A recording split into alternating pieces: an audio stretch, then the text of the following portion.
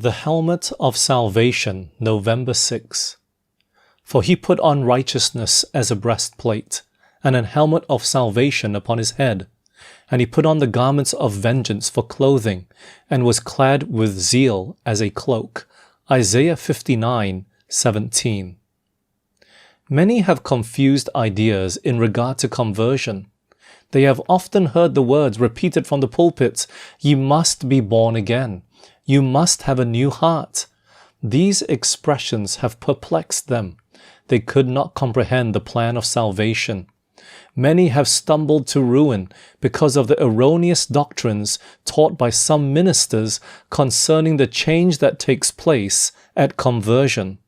Some have lived in sadness for years, waiting for some marked evidence that they were accepted by God. They have separated themselves in a large measure from the world, and find pleasure in associating with the people of God. Yet they dare not profess Christ, because they fear it would be presumption to say that they are children of God.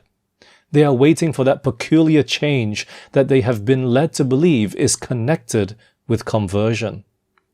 After a time, some of these do receive evidence of their acceptance with God, and are then led to identify themselves with His people, and they date their conversion from this time.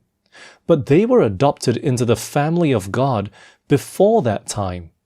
God accepted them when they became weary of sin, and having lost their desire for worldly pleasures, resolved to seek God earnestly.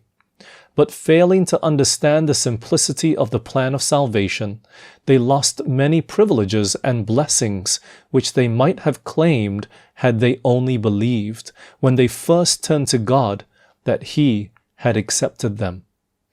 Others fall into a more dangerous error. They are governed by impulse.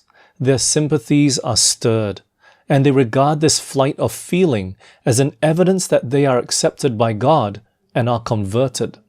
But the principles of their life are not changed. The evidences of a genuine work of grace on the heart are to be found not in feeling, but in the life.